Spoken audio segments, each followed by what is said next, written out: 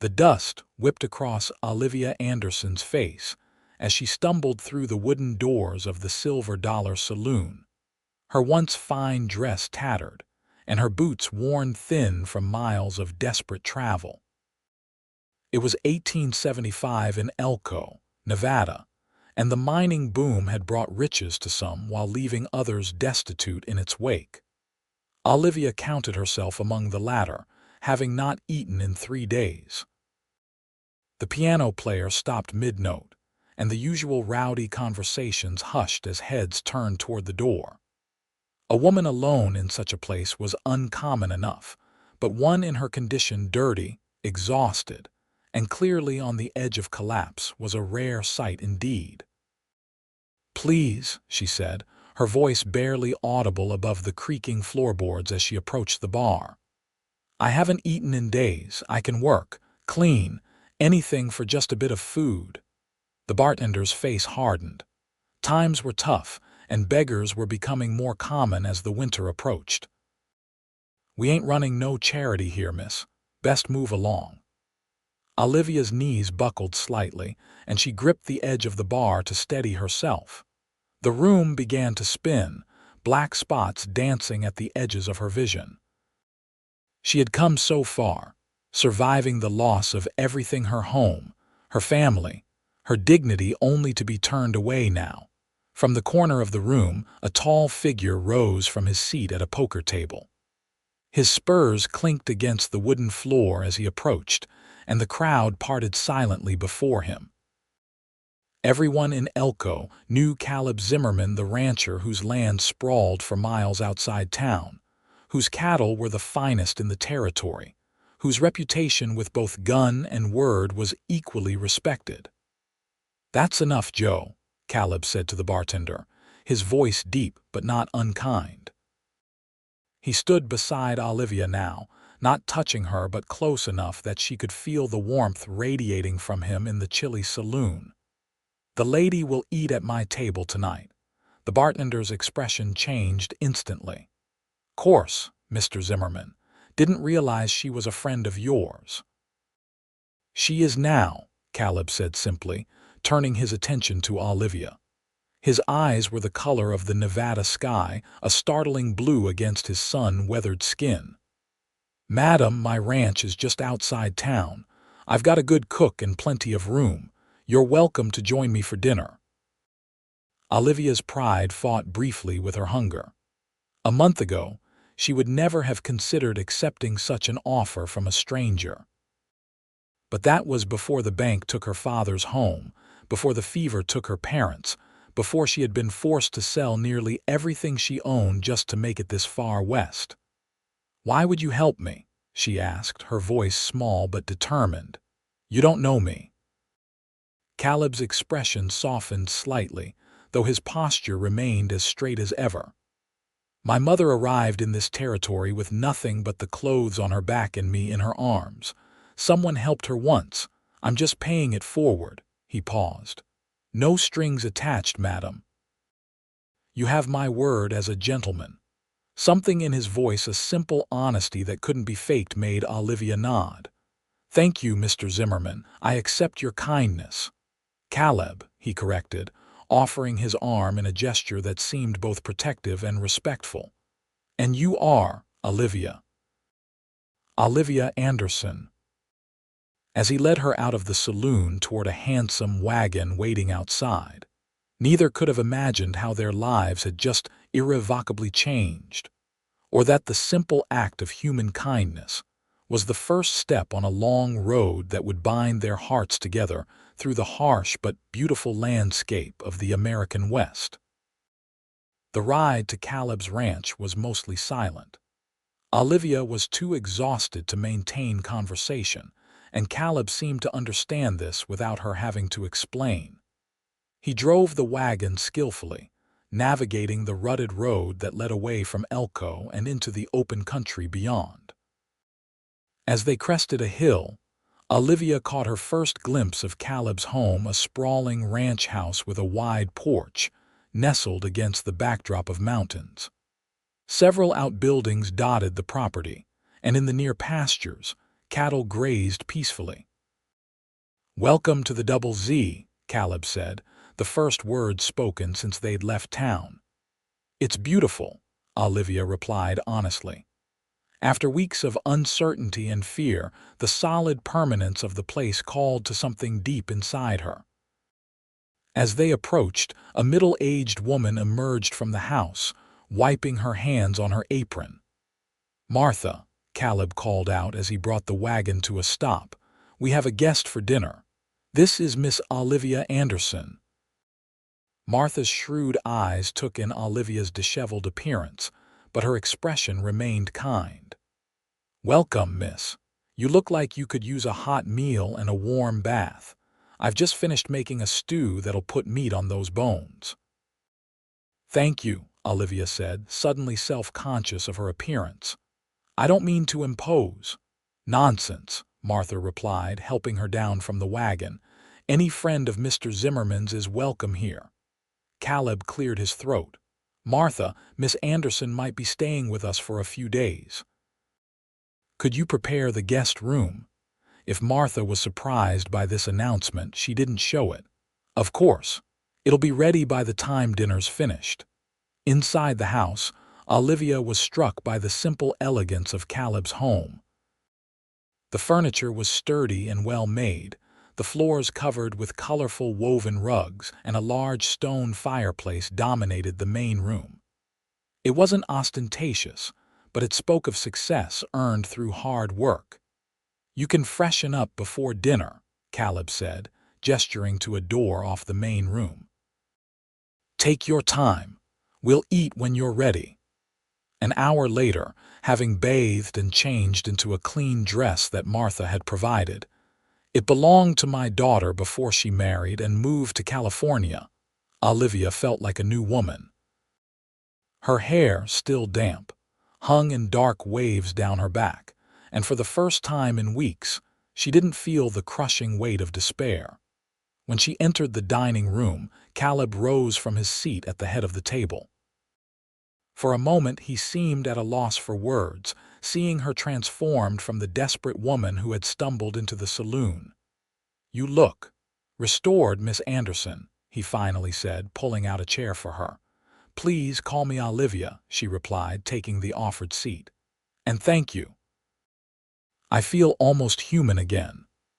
Martha served a hearty beef stew with freshly baked bread, and Olivia had to force herself to eat slowly despite her hunger. As they ate, Caleb asked no personal questions, instead telling her about the ranch, the cattle operation, and the small town of Elko. Only after the meal was finished and Martha had cleared away the dishes did Caleb broach more personal territory. "May I ask what brought you to Elko, Olivia? A woman traveling alone in these parts is unusual." Olivia's hands tightened around her cup of coffee. "My parents died 3 months ago in St. Louis. Fever took them both within days of each other. My father had invested everything in a business venture that failed, and the bank took our home." She swallowed hard. "I had an uncle in Sacramento who I'd never met, but was my only living relative. I wrote to him, and he sent enough money for a stage ticket as far as Salt Lake City. From there, I've been making my way west however I could." "That's quite a journey for a woman alone," Caleb observed, his tone respectful rather than judgmental. "I ran out of money in Elko," Olivia continued. "I was hoping to find work here, save enough to continue to Sacramento." She looked down at her hands. "I never expected to beg for food in a saloon." "Life has a way of bringing us to places we never expected," Caleb said quietly. He studied her for a moment. "I could use help around here. Martha manages the house, but there's bookkeeping that's fallen behind, correspondence that needs attention. Would you be interested in staying on for a while? Room, board, and wages that would eventually get you to Sacramento." Olivia looked up in surprise. "You'd offer me a position?" "You don't know anything about me or my skills." A small smile touched Caleb's lips. "You speak like an educated woman, Olivia, and I'm guessing you're not afraid of hard work, given what you've already endured to get this far." As for the rest, I've always been a fair judge of character. I wouldn't have brought you to my home otherwise. The offer was unexpected but not unwelcome. The thought of having a purpose again, of earning her way rather than depending on charity, was appealing.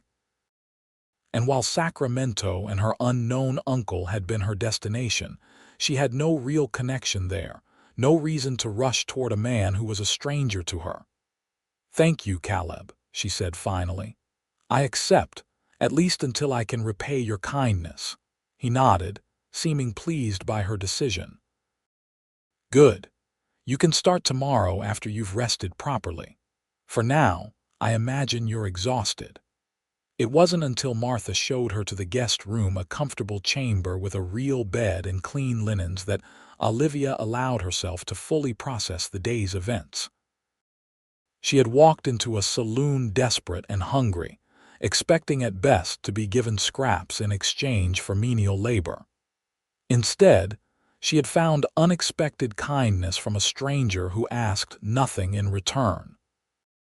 As she slipped between the sheets of the first real bed she'd slept in for weeks, Olivia sent up a silent prayer of thanks. Whatever tomorrow might bring, tonight she was safe, and that was more than she had dared hope for when the day began. The morning sunlight filtered through the curtains, rousing Olivia from the deepest sleep she'd had in months. For a disorienting moment, she didn't recognize her surroundings until the events of the previous day came rushing back to her. She dressed quickly in another borrowed outfit from Martha's daughter's abandoned wardrobe, a simple blouse and skirt that fit her reasonably well, and made her way to the kitchen where Martha was already busy preparing breakfast. "Good morning, Miss Anderson," the older woman said cheerfully. "Sleep well, better than I have in a very long time," Olivia admitted. "And please call me Olivia." Martha nodded approvingly. "Breakfast is nearly ready. Mr. Zimmerman is out checking on a new calf, but he'll be back shortly. Would you mind setting the table? Plates are in that cupboard there." Eager to make herself useful, Olivia set to work, and by the time Caleb returned, the table was ready and coffee was brewing on the stove. "Good morning," he said, hanging his hat on a peg by the door. His eyes found Olivia's, and something in his expression warmed. "I trust you slept well." "Like a stone," she confirmed. "I'm ready to earn my keep today whenever you'd like me to start." Caleb nodded, seemingly pleased by her eagerness. "After breakfast, I'll show you to the office and explain what needs doing." Over a hearty meal of eggs, bacon, and biscuits, Olivia learned more about the Double Z.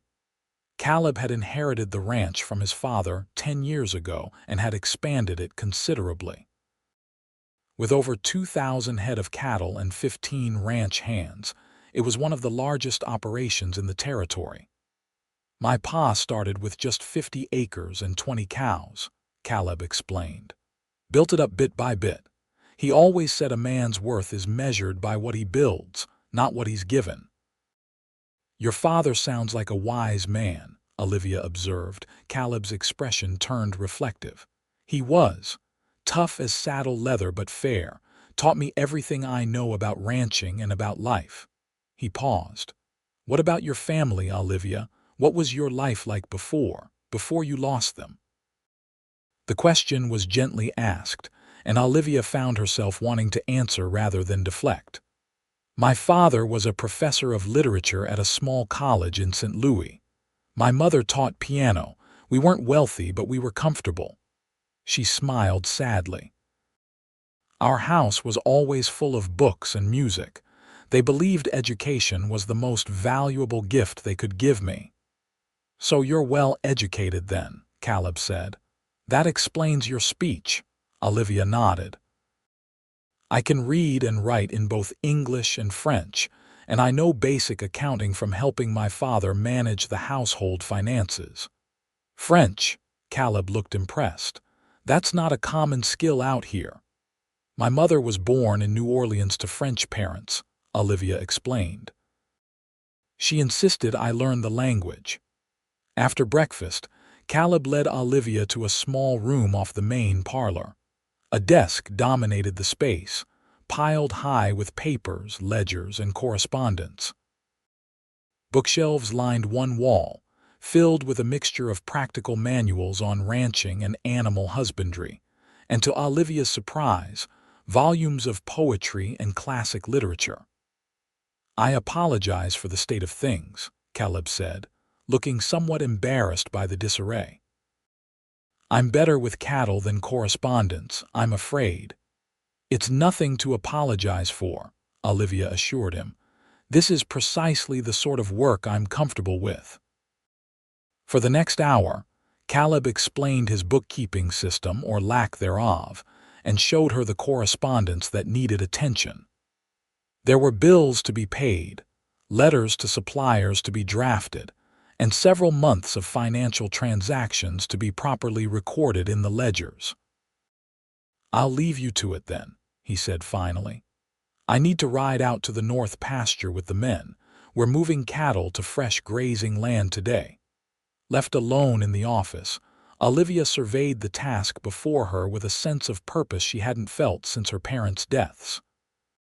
Here was something concrete she could do, a way to repay the kindness she'd been shown.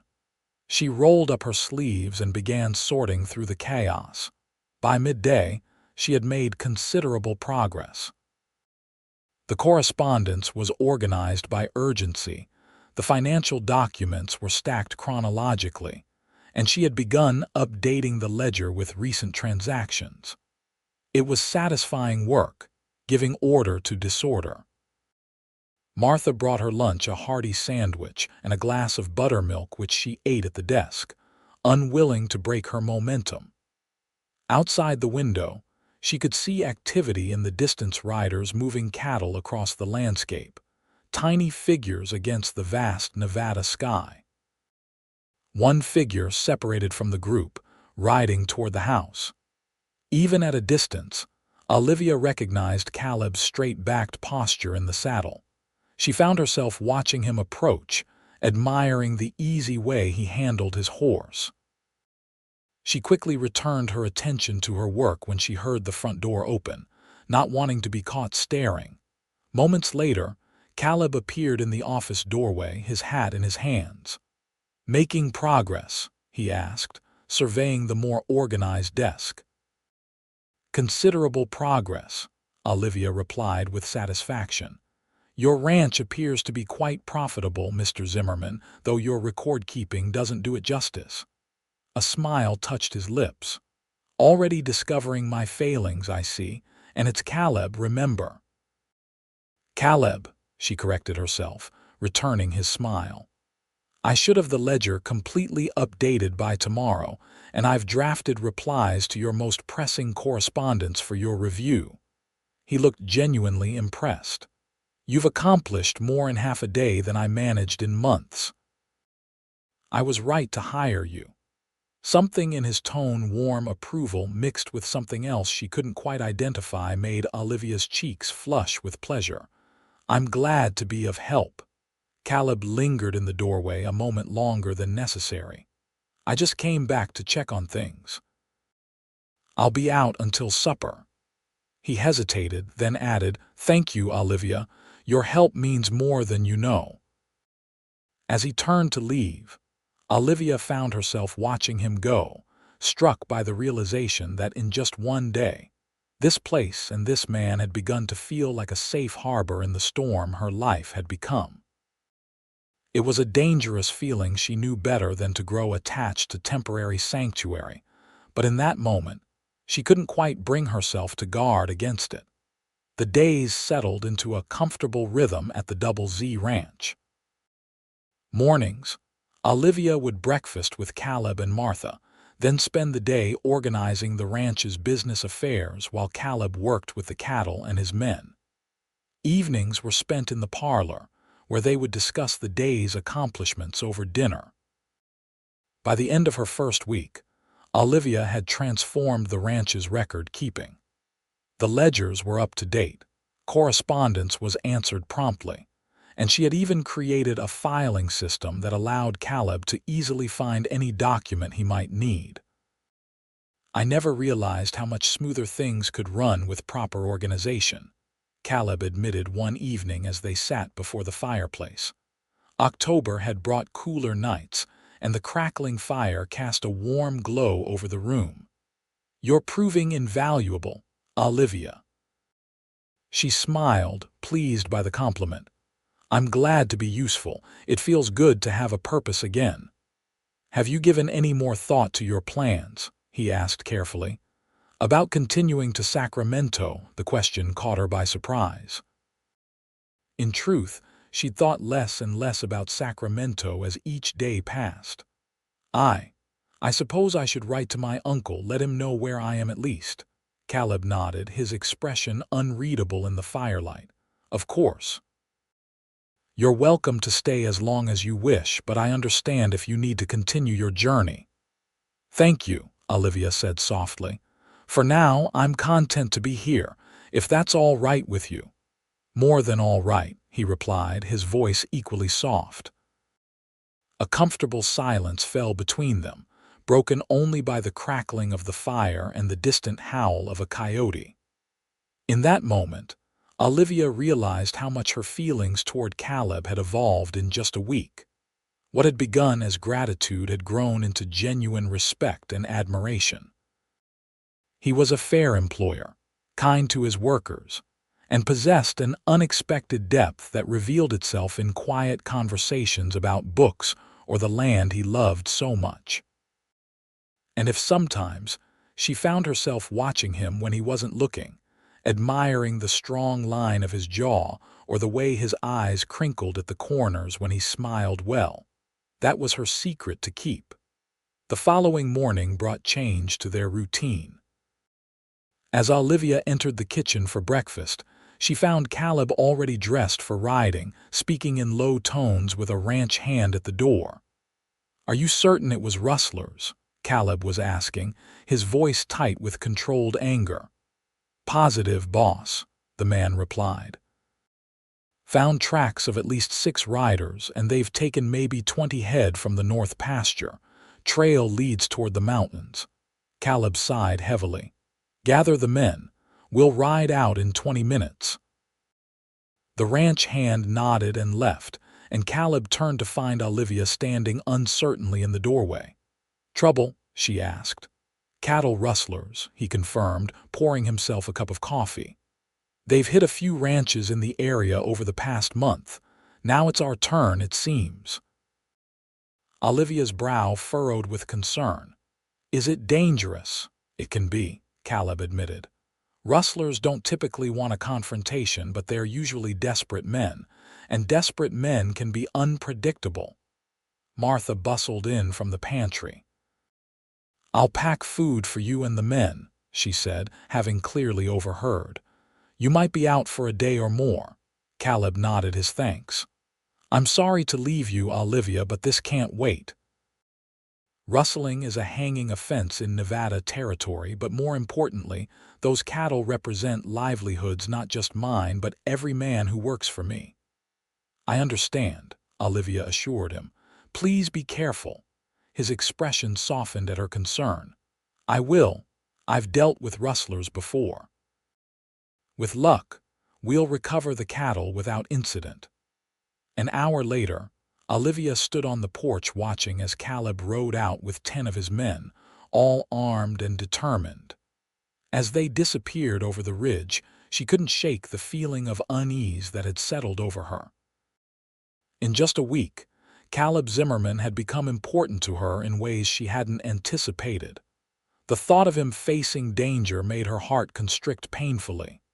"He'll be fine," Martha said, coming to stand beside her. "Mr. Zimmerman knows these mountains better than most, and he's not one to take foolish risks." "I hope you're right," Olivia replied, unable to tear her eyes from the horizon where the riders had vanished. Martha gave her a knowing look.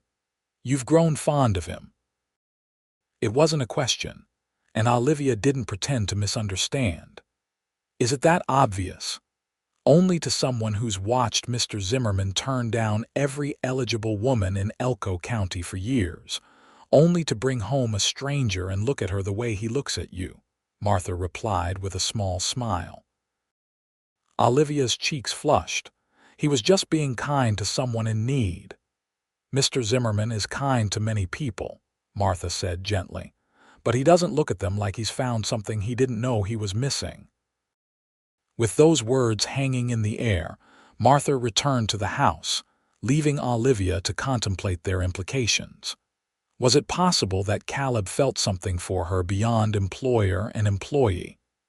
And if he did, what did that mean for her plans to eventually continue to Sacramento? These questions occupied her thoughts as she returned to her work in the office.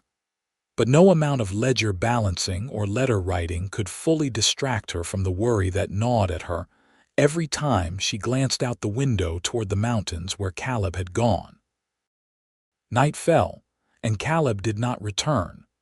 Martha assured her this was not unusual. Tracking rustlers took time, especially if they'd headed into the mountains. Still, Olivia found sleep elusive, her mind conjuring scenarios of confrontations with armed outlaws.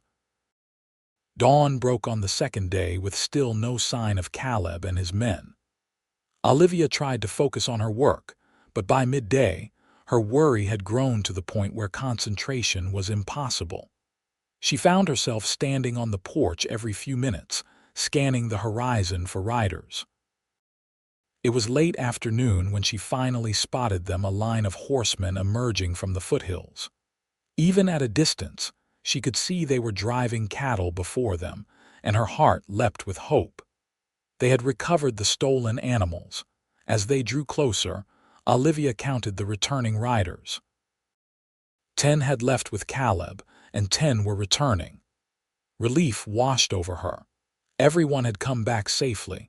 She hurried to inform Martha, who immediately began preparing a hearty meal for the returning men. By the time Caleb and his ranch hands rode into the yard, the smell of fresh bread and beef stew filled the house. From the window, Olivia watched as Caleb dismounted, speaking briefly with his foreman before the men led the recovered cattle toward a nearby pasture. He looked tired but unharmed, and the sight of him safe made her realize just how deeply her feelings for him had grown in such a short time. When he entered the house, removing his hat and dust-covered coat, their eyes met across the room.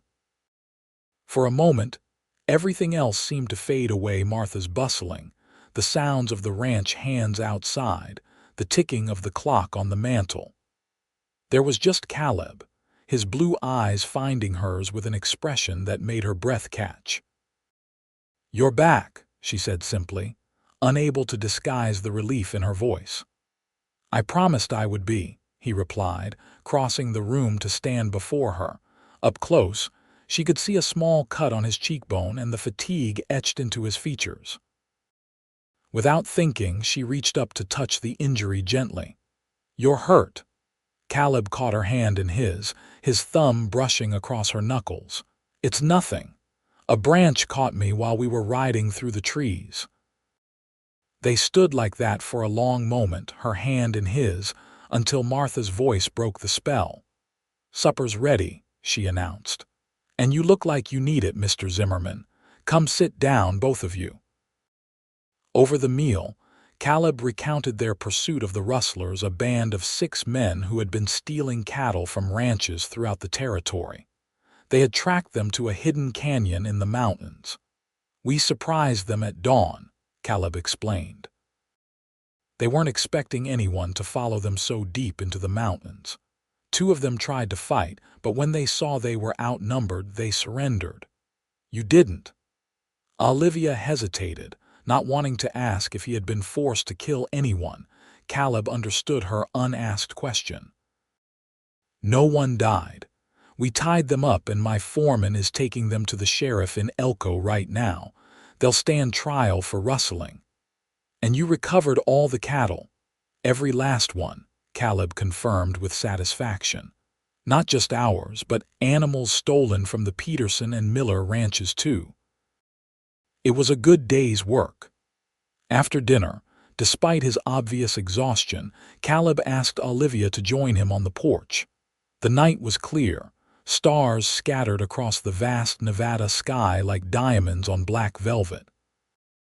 They sat side by side in rocking chairs, the silence between them comfortable rather than strained. "I was worried about you," Olivia finally admitted, her voice soft in the darkness. "Were you?" There was a hint of something in Caleb's tone, pleasure perhaps at the thought of her concern. "Yes. Very much so." She turned to look at him, his profile illuminated by the light spilling from the house windows. "I've grown fond of this place and the people in it." Caleb's eyes found hers. "I'm glad to hear that, because I've grown fond of having you here, Olivia." "More than fond, if I'm being honest." Her heart quickened at his words. "What are you saying, Caleb?" He shifted in his chair to face her more directly. "I'm saying that in just over a week, you've become important to me, and the thought of you continuing on to Sacramento someday troubles me more than I expected." "I've been thinking about that too," Olivia confessed. "My uncle is a stranger to me. I have no real connection to Sacramento beyond a letter and a small sum of money sent months ago." Hope flickered in Caleb's eyes. "Are you saying you might consider staying? Not just as an employee, but perhaps something more in time?" The question hung between them, full of possibility. Olivia knew that despite their growing feelings, they were still largely unknown to each other. Yet there was something undeniable between them, something that had sparked the moment he'd stood up for her in the Silver Dollar Saloon. "I'm saying I'd like to find out where this might lead," she answered honestly. "I'm not ready to leave the Double Z, or you." Caleb reached across the space between them, taking her hand in his. "That's all I ask for now. A chance." As they sat together beneath the vast Nevada sky, hands intertwined, Olivia felt the first real stirrings of hope since her parents' deaths. She had walked into a saloon desperate and alone, and somehow found not just sanctuary, but the possibility of a future brighter than she could have imagined. 3 weeks after Olivia's arrival at the Double Z, Elko experienced its first real cold snap of the season. The mountains surrounding the valley were dusted with snow, and mornings dawned with frost glittering on the grass. Inside the ranch house, fires burned in every hearth, and Martha took to making thick soups and hearty stews that warmed both body and spirit. Olivia's role had expanded beyond the office work she'd initially been hired for. Having noticed her natural organizational abilities, Caleb had asked if she might help with the household accounts as well. This brought her into closer collaboration with Martha, and the two women had developed a genuine friendship. "Mr. Zimmerman's never taken such an interest in household matters before," Martha observed one afternoon as they inventoried the pantry together. "I think he's looking for excuses to keep you involved in every aspect of the ranch." Olivia smiled, remembering how Caleb had lingered over breakfast that morning, asking her opinion on whether they should redecorate the seldom-used formal dining room. "He's being considerate, making me feel welcome." Martha hummed skeptically. "And I suppose those long rides you two take in the afternoons are just to show you the property lines." Heat rose to Olivia's cheeks. The rides had become the highlight of her day's hours spent in Caleb's company, learning about the land he loved and sharing stories of their lives. During these private moments, the careful distance they maintained in front of others often dissolved, leading to lingering touches and conversations that went deeper than either had intended to go so soon. "He's been teaching me about ranching," Olivia said defensively, though her smile gave her away. Martha laughed softly. "Child, I've known Caleb Zimmerman since he was knee-high to a grasshopper. I've never seen him look at anyone the way he looks at you. And I've never seen him so afraid of rushing things. Afraid? Olivia was surprised by the word. Martha nodded, her expression turning more serious. Caleb lost his mother when he was young. His father never remarried, devoted himself entirely to the boy and this ranch. I think Caleb learned early that loving someone means risking loss. She paused. And you've already experienced so much loss of your own. Olivia considered this insight.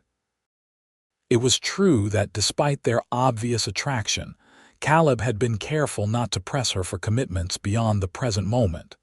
Their relationship was evolving naturally, neither rushing toward declarations that might feel premature. We're taking our time, she acknowledged. Getting to know each other properly. As you should, Martha approved. The best foundations are built slowly and carefully, she winked. But don't take too long. Life's shorter than we like to think. That evening, Caleb informed Olivia that he needed to ride into Elko the following day for business at the bank and to check on the Rustlers' trial proceedings. I was hoping you might accompany me, he added. It would give you a chance to see the town properly, not just the inside of the Silver Dollar Saloon.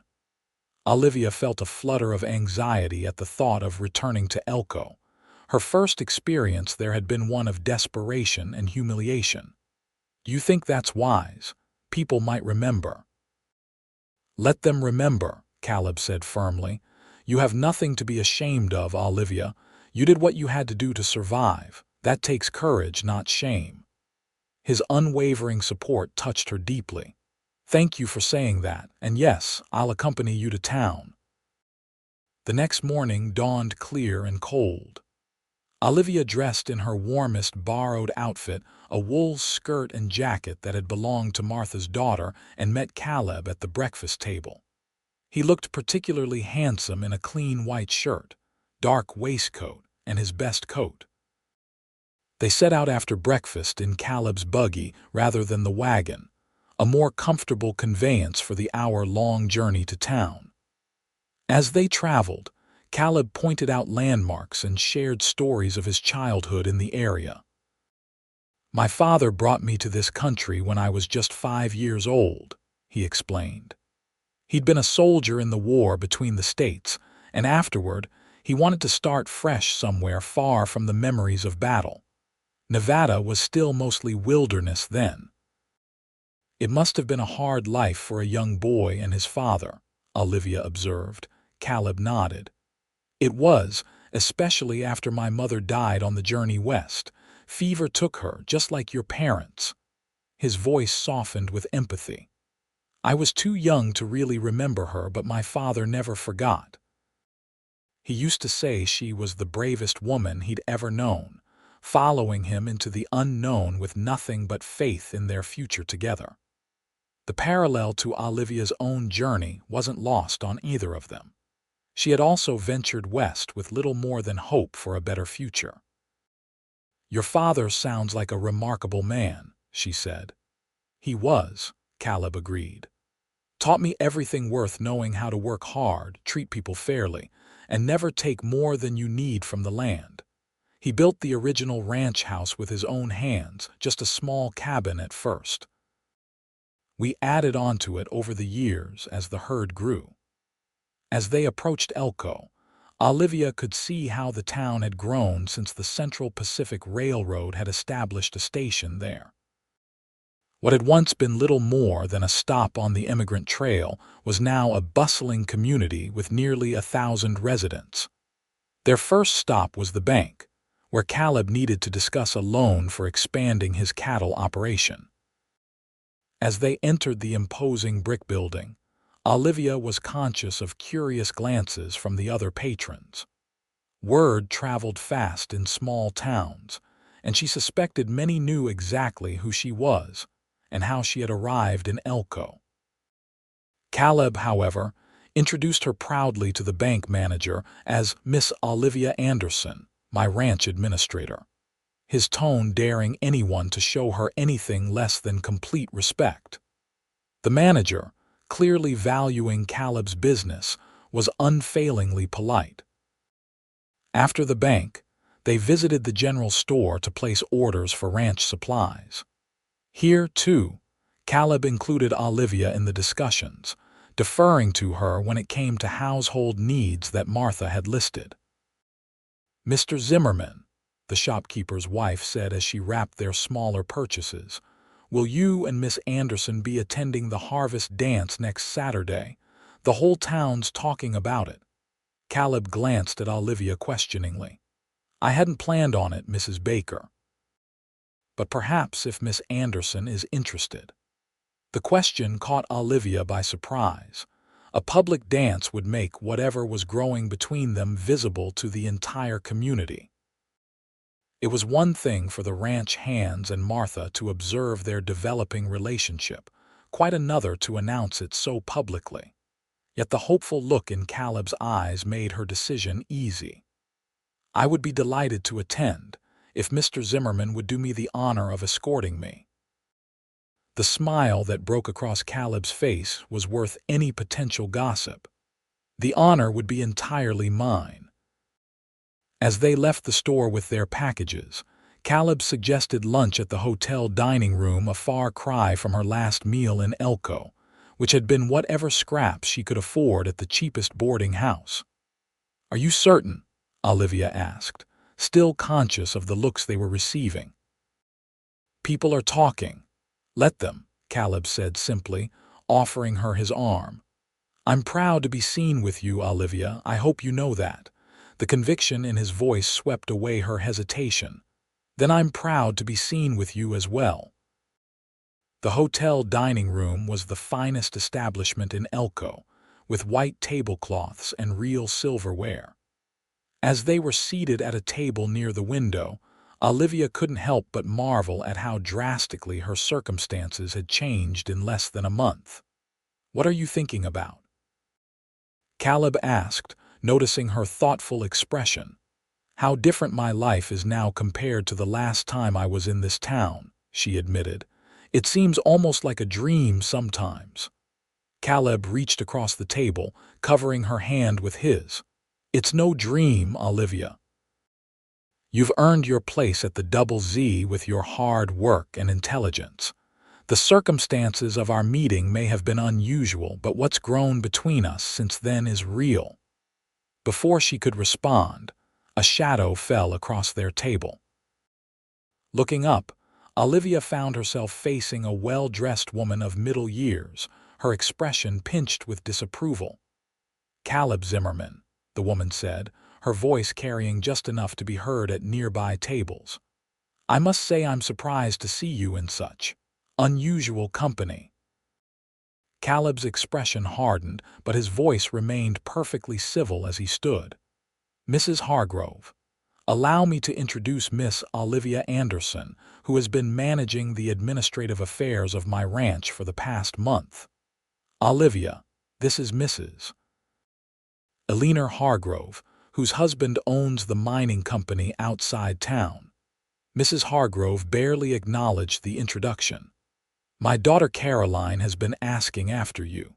She returned from her schooling in San Francisco last week and was hoping you might call." The implication was clear. Caroline Hargrove was considered a suitable match for one of the territory's most eligible bachelors. Olivia, with her unknown background and ignoble arrival in town, was not. "Please give Caroline my regards," Caleb said smoothly. "However, my social calendar has been quite full recently." Mrs. Hargrove's gaze flicked dismissively over Olivia. "So I see. How charitable of you." Caleb's jaw tightened. "If you'll excuse us, Mrs. Hargrove, Miss Anderson and I were enjoying a private lunch." After the woman had moved away with a final sniff of disapproval, Caleb retook his seat, his expression troubled. "I apologize for that. Eleanor Hargrove considers herself the arbiter of Elko society." "You don't need to apologize," Olivia said softly. "She's not entirely wrong, is she? A month ago I was begging for food. It's natural for people to wonder about my relationship with you." "What people think doesn't concern me," Caleb replied firmly. "What concerns me is what you think, how you feel." Olivia met his gaze steadily.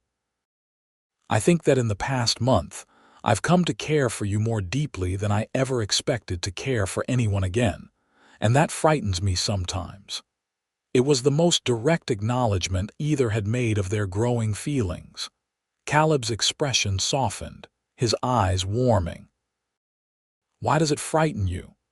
"Because I've learned how quickly happiness can be taken away," she answered honestly. "And because I know that socially, I'm not the match someone like you should make." "Someone like me," Caleb echoed, a hint of amusement in his voice. "Olivia, my father was a penniless soldier who built something from nothing. I have no grand family name or pedigree. What I have, I earned through hard work just as you've worked hard your entire life."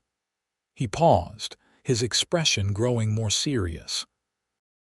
"As for happiness being taken away, yes, that's always a risk. But isn't it a risk worth taking?" The question lingered between them, profound in its simplicity. Before Olivia could formulate an answer, their food arrived, temporarily postponing the conversation. But Caleb's words echoed in her mind throughout the meal, challenging her to consider whether the fear of loss was reason enough to deny the possibility of joy. After lunch, they made one final stop at the sheriff's office, where Caleb inquired about the rustlers they had captured. The news was good. All 6 men had been convicted and sentenced to prison terms in Carson City. As they drove back to the ranch in the fading afternoon light, Olivia found herself reflecting on the day. Despite the uncomfortable encounter with Mrs. Hargrove, she had enjoyed being at Caleb's side, being publicly acknowledged as someone important in his life. "A penny for your thoughts," Caleb said, glancing over at her as the buggy crested a hill overlooking the valley where the Double Z lay. "I was thinking that I need a dress for the harvest dance," she replied with a small smile. "I can hardly attend in borrowed clothes." Caleb's face lit up with pleasure. "Then we'll need to visit the dressmaker in town next week. My treat." "Caleb, I couldn't possibly consider it part of your wages," he said quickly. "After all, you're representing the Double Z now." Olivia laughed softly at his transparent excuse. "Very well if you insist, but nothing too extravagant." As they approached the ranch, the sun was setting behind the mountains, painting the sky in shades of pink and gold. It was a moment of perfect beauty, and Olivia felt a sudden surge of gratitude for the strange twist of fate that had brought her to this place, to this man. "Yes," she said suddenly, breaking the comfortable silence. Caleb looked over, puzzled. "Yes, to your question at lunch, about whether happiness is worth the risk of loss." She met his gaze steadily. "Yes, I believe it is." Understanding dawned in Caleb's eyes, followed by a smile that transformed his entire face. He reached for her hand, bringing it to his lips in a gesture that spoke volumes about his feelings. As they continued toward home, for the Double Z had truly become home to Olivia, she knew that something fundamental had shifted between them. Whatever the future might hold, they would face it together.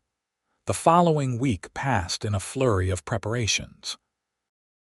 Olivia visited the dressmaker in Elko with Martha as her chaperone, selecting a pattern and fabric for a gown suitable for the harvest dance. The dressmaker, a Frenchwoman named Madame Fournier, clucked and fussed over measurements, promising a creation that would make every cowboy in Nevada wish to dance with the mademoiselle. "Just one cowboy in particular," Martha had murmured with a knowing smile, causing Olivia to blush. At the ranch, autumn was giving way to winter. The cattle were being moved to lower pastures, and the men were busy ensuring that hay supplies would last through the cold months ahead. Caleb worked from dawn until dusk most days, coming in with chapped hands and exhaustion etched in the lines of his face. but his eyes always brightened when they found Olivia. Their evening conversations by the fire had become a cherished ritual, a time when they could share the events of their day and slowly, carefully, reveal more of themselves to each other. Caleb spoke of his dreams for the ranch, for innovations that would make it even more prosperous. Olivia shared memories of her childhood in St. Louis, of her parents, and the life she'd once taken for granted. As the day of the dance approached, Olivia found herself growing increasingly nervous. This would be her first real social event in Elko, and after the encounter with Mrs. Hargrove, she knew that some in the community might view her with suspicion or disdain. "You're worrying needlessly," Martha assured her as she helped Olivia try on her completed gown the evening before the dance. The dress was a deep burgundy wool with simple but elegant lines, the bodice fitted and the skirt falling in graceful folds. "You look beautiful, and you'll be with the most respected rancher in the county." "That's part of what worries me," Olivia admitted, smoothing the fabric nervously. "I don't want to embarrass Caleb." Martha's expression softened. "Child, the only way you could embarrass that man is by refusing to go with him. He's as proud as can be to have you on his arm." The morning of the dance dawned clear and cold. Caleb had business to attend to in the barn, ensuring everything was in order before they departed for town that afternoon. Olivia spent the morning helping Martha prepare a special dinner for the ranch hands who would remain behind, then retired to her room to begin the lengthy process of preparing for the evening. She bathed in water scented with lavender, a luxury Martha had insisted upon. Her hair, which had grown longer since her arrival at the Double Z, she arranged in a simple but elegant style, with soft curls framing her face. The gown fit perfectly, emphasizing her slender waist and the graceful curve of her shoulders. When she emerged from her room, Caleb was waiting in the parlor. He had dressed with equal care in a black suit that Olivia had never seen before, his normally unruly hair tamed into submission, his face freshly shaved. He turned at the sound of her footsteps, and the expression that crossed his face made all her nervousness worth it. "Olivia," he said, her name almost a prayer on his lips. "You're beautiful." "Thank you," she replied softly, taking in his transformed appearance. "You're quite handsome yourself." Martha bustled in with Olivia's cloak, breaking the spell that had momentarily suspended them. "You two had better get going if you want to be there for the opening dance. And Mr. Zimmerman, you make sure our girl is the belle of the ball, you hear." "I don't think that will require any effort on my part," Caleb responded, his eyes never leaving Olivia's face. The drive to town was filled with a charged anticipation. They spoke little, each acutely aware of the significance of the evening. This would be their first public appearance as a couple, a statement to the community about their relationship that couldn't be misinterpreted. The dance was being held in the town hall, a large building that served multiple purposes in the small community. As they approached, Olivia could see lanterns illuminating the entrance, and the sound of a fiddle and piano drifted out into the night. Caleb helped her down from the buggy, tucking her hand securely into the crook of his arm. "Ready?" he asked quietly. Olivia took a deep breath, drawing strength from his steady presence. "Ready." The hall was decorated with autumn bounty sheaves of wheat, pumpkins, and late-blooming wildflowers arranged artfully around the room. Tables laden with food lined one wall, while at the far end, a small group of musicians played a lively tune. Couples were already dancing, skirts swirling and boots stamping in time to the music. As they entered, Olivia felt the ripple of awareness that passed through the crowd. Conversations paused, heads turned, and eyes assessed. She straightened her spine, determined to face the scrutiny with dignity. Caleb led her confidently into the room, stopping to greet friends and acquaintances. To her surprise, most people welcomed her warmly, seemingly taking their cue from Caleb's obvious regard.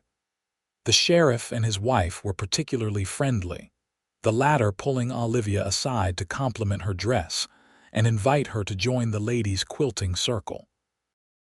"Don't let a leaner Hargrove intimidate you," Mrs. Phillips whispered. "Most of us think it's high time Caleb Zimmerman found himself a woman with substance rather than just social standing." The comment bolstered Olivia's confidence, as did Caleb's unwavering attention. He introduced her to everyone as Miss Olivia Anderson, who manages the affairs of the Double Z more efficiently than I ever could, his pride evident in every word. When the musicians struck up a waltz, Caleb turned to her with a formal bow. "May I have this dance, Miss Anderson?" "You may, Mr. Zimmerman," she replied, placing her hand in his. He led her onto the dance floor, one hand at her waist, the other clasping hers. As they began to move with the music, Olivia was surprised by his skill. "You dance very well for a rancher," she observed with a smile. "My father insisted I learn," Caleb admitted. "Said a man should know how to be civilized even if he spends most of his days in the saddle." As they circled the floor, Olivia gradually relaxed into the moment, enjoying the warmth of Caleb's hand at her waist and the way his eyes never left hers. It was as if the rest of the room had faded away, leaving only the two of them moving in perfect harmony. When the dance ended, they were approached by a distinguished-looking man with silver at his temples. "Zimmerman," he greeted, extending his hand. "Good to see you in town." "Judge Harrison," Caleb replied respectfully, shaking the offered hand. "May I present Miss Olivia Anderson? Olivia, this is Judge William Harrison, who presides over the district court." "A pleasure, Miss Anderson," the judge said, bowing slightly. "I understand you've been bringing some much-needed order to Zimmerman's chaotic affairs." Olivia smiled, warming to the judge's friendly manner. "I'm doing my best, Your Honor. Call me William, please," he insisted. "Any woman who can get Caleb Zimmerman to attend a social function deserves to be on a first-name basis with everyone in town." The three chatted amiably for several minutes before the judge was called away by his wife. As the evening progressed, Olivia found herself genuinely enjoying the company of many of Elko's residents. She danced with the sheriff, the banker, and several ranchers who were Caleb's friends, though Caleb claimed the majority of her dances for himself. Only once did the pleasant atmosphere falter. During a break in the dancing, as Caleb went to fetch them punch, Mrs. Hargrove approached, her daughter Caroline in tow. The younger woman was undeniably beautiful, with golden hair and a fashionable gown that clearly came from San Francisco rather than Elko. "Miss Anderson," Mrs. Hargrove said, her tone barely civil. "I see you've managed to charm quite a few of our townspeople." "Everyone has been very welcoming," Olivia replied, refusing to be baited. Caroline Hargrove studied her with undisguised curiosity. "Is it true that you were begging in the silver dollar when Caleb found you?" The blunt question stung, but Olivia maintained her composure. "I had fallen on hard times after losing my parents," she acknowledged. "Mr. Zimmerman showed me kindness when I needed it most, a kindness I strive to repay through my work at his ranch." "How?" "Romantic," Caroline said, a hint of sarcasm in her voice, "like something from a dime novel." Before Olivia could respond, Caleb returned, his expression darkening as he took in the situation. "Caroline, Mrs. Hargrove," he said coolly, "I trust you're enjoying the evening." "Not as much as you seem to be," Mrs. Hargrove replied. "Caroline was just saying how she'd hoped to catch up with you tonight. Perhaps you could spare her a dance." It was a deliberate challenge, placing Caleb in the awkward position of either insulting the Hargroves by refusing or abandoning Olivia to dance with her apparent rival. For a moment, Olivia feared he would feel obligated to accept out of social courtesy. Instead, Caleb handed Olivia her punch and placed a protective hand at the small of her back. "I'm afraid my dance card is full this evening," he said firmly. "I've promised every dance to the woman who arrived with me." Mrs. Hargrove's lips thinned in displeasure. "I see. Well, we won't keep you then. Come, Caroline." As they walked away, Olivia let out a breath she hadn't realized she was holding. "You didn't have to do that," she said quietly. It might have been politic to dance with her once. Caleb's expression was resolute. "I'm not interested in politics, Olivia. I'm interested in spending this evening with you and only you." The simple declaration warmed her more than the punch ever could. "Thank you." The incident with the Hargroves was quickly forgotten as the evening continued. The music grew livelier, and even those who had been reserved at first seemed to accept Olivia's presence. By the final dance, a spirited Virginia reel that left everyone breathless and laughing, she felt as though she had taken a significant step toward finding her place in the community. As they drove home beneath a canopy of stars, Olivia nestled against Caleb's side for warmth, her head resting comfortably on his shoulder. "Was it everything you hoped it would be?" he asked, his voice low in the darkness. "Better," she replied honestly. "I never expected to be so welcomed." "Why wouldn't you be? You're intelligent, kind, and the most beautiful woman in the territory."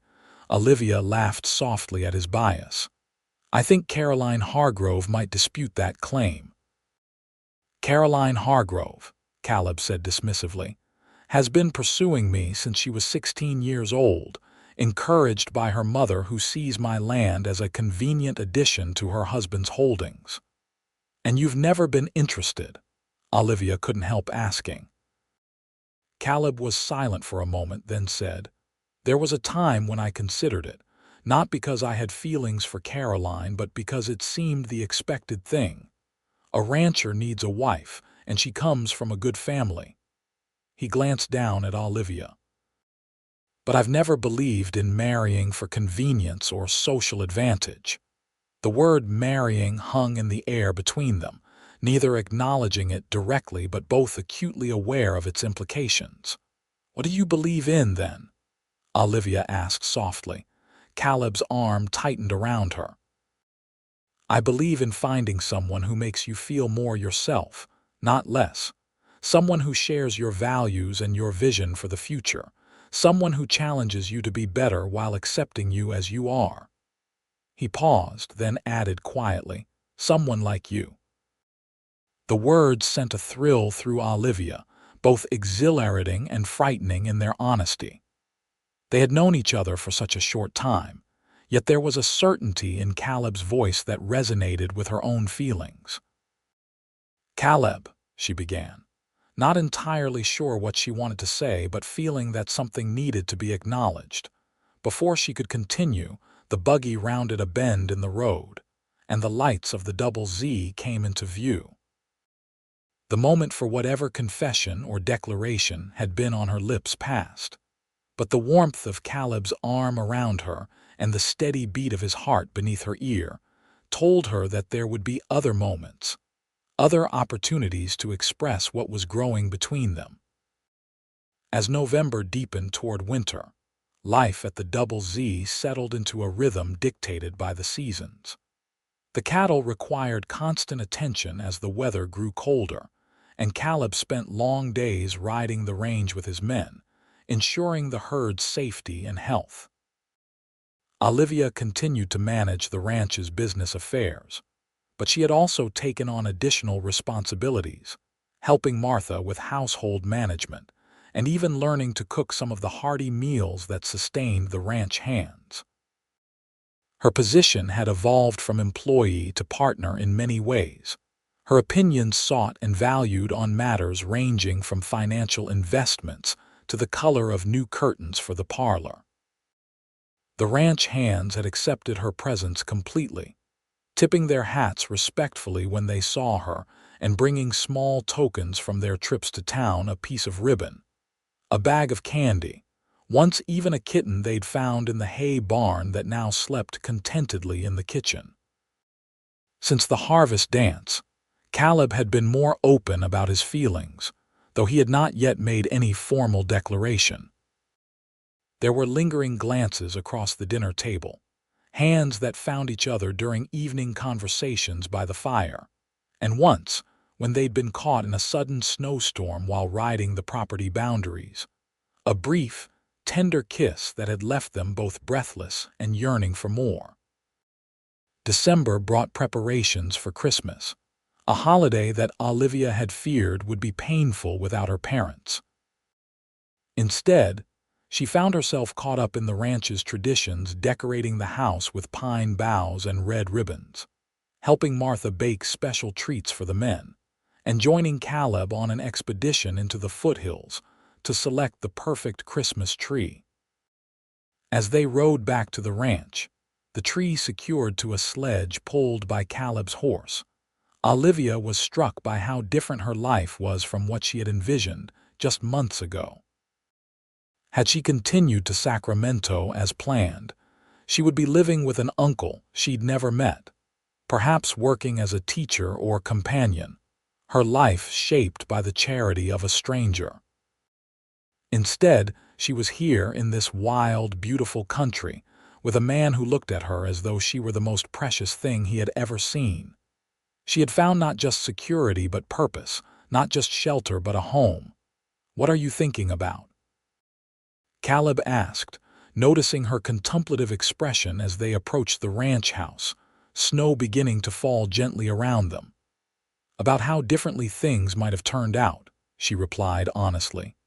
"If you hadn't been in the Silver Dollar that day, if you hadn't spoken up." Caleb reined in his horse, turning in the saddle to face her fully. "I believe some things are meant to be, Olivia. I wasn't supposed to be in town that day at all. A problem with a fence line was reported, and I sent my foreman to deal with it while I went to the bank instead." If that fence hadn't broken. He shook his head, seemingly amazed by the chain of coincidences that had brought them together. "You really believe in fate?"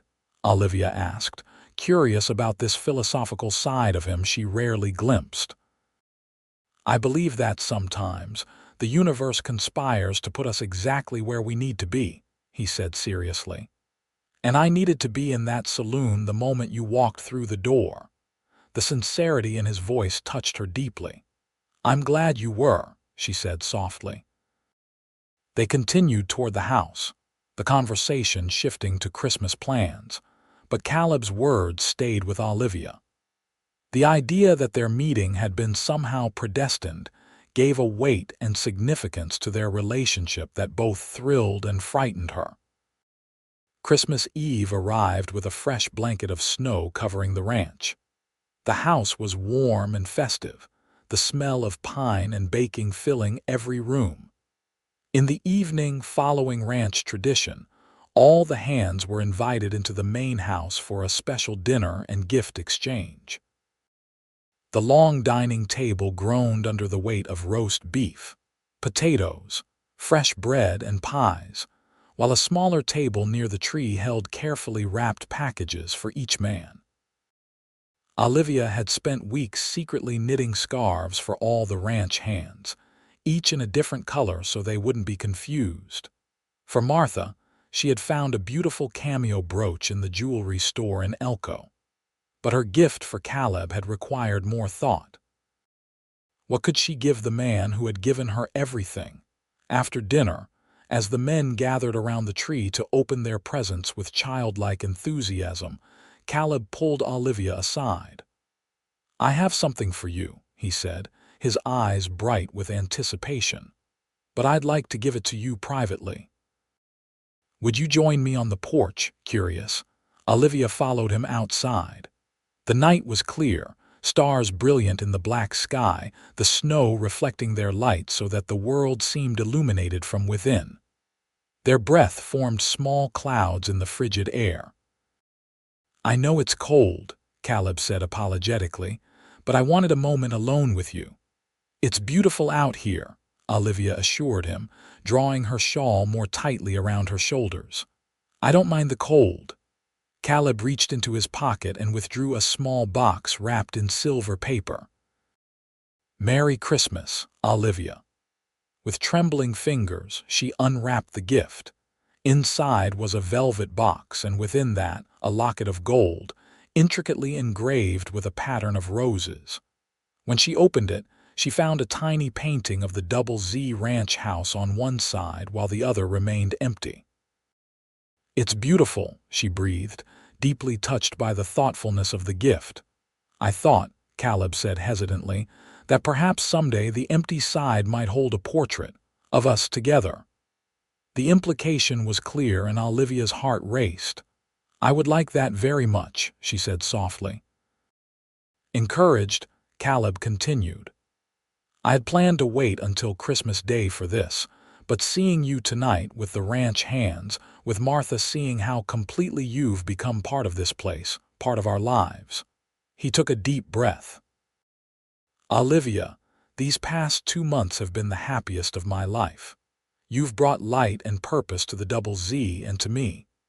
He reached for her hands, holding them gently in his own. "I know it hasn't been long and perhaps I should wait, be more patient, but I find I don't want to wait anymore. I love you, Olivia. I think I began falling in love with you the moment you walked into that saloon with your chin held high despite your circumstances." Tears welled in Olivia's eyes, not of sadness but of overwhelming joy. "Oh, Caleb," she whispered, "I love you too. I've been afraid to say it, afraid it was too soon, but it's true." The confession seemed to release something in both of them. Caleb drew her into his arms, his lips finding hers in a kiss that expressed everything words could not: tenderness, passion, and the promise of a future together. When they finally parted, breathless from the kiss and the cold, Caleb's expression was serious yet filled with hope. "There's something else I want to ask you, but not yet. Not tonight. Christmas has its own magic, but this question deserves its own moment." He smiled, touching her cheek gently. "Will you be patient with me a little longer?" Olivia nodded, understanding instinctively what question he was saving. "Yes," she said simply. "I've learned that the best things are worth waiting for." They remained on the porch for a few minutes more, holding each other close, the locket clutched in Olivia's hand like a talisman of their future. When they finally returned to the warmth and laughter inside, it was with a shared secret, a promise unspoken but understood.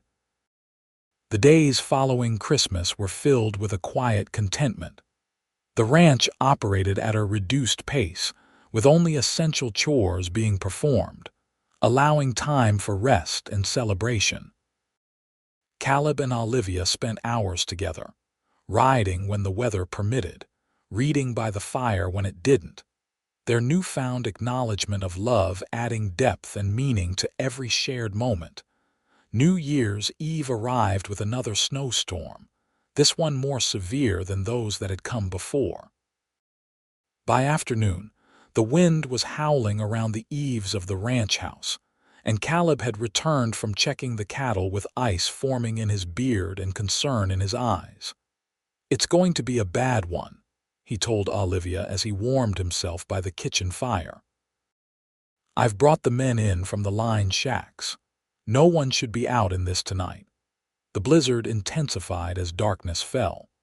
From the safety of the house, they could hear the wind shrieking like a living thing, rattling windows and finding every small draft in the sturdy structure. Martha prepared a simple supper, and they ate by lamplight, the storm having taken out the electricity that had only recently been installed in the main house. "So much for welcoming the new year in style," Caleb said ruefully as they retired to the parlor after dinner. A fire blazed in the hearth, providing both light and warmth. "I'd planned to open a bottle of champagne at midnight." "This is perfect," Olivia assured him, settling beside him on the sofa. Just the three of us, safe and warm while the storm rages outside.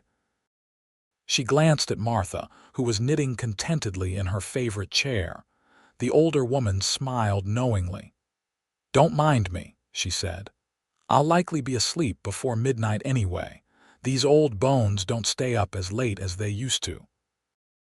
True to her word, by 11 o'clock Martha had nodded off, her knitting resting in her lap. Caleb gently removed it and placed a blanket over her, then returned to Olivia's side. "Should we wake her at midnight?" Olivia whispered. Caleb shook his head. "Let her sleep. She works harder than anyone I know." They sat in comfortable silence for a while, listening to the storm and the ticking of the grandfather clock in the corner.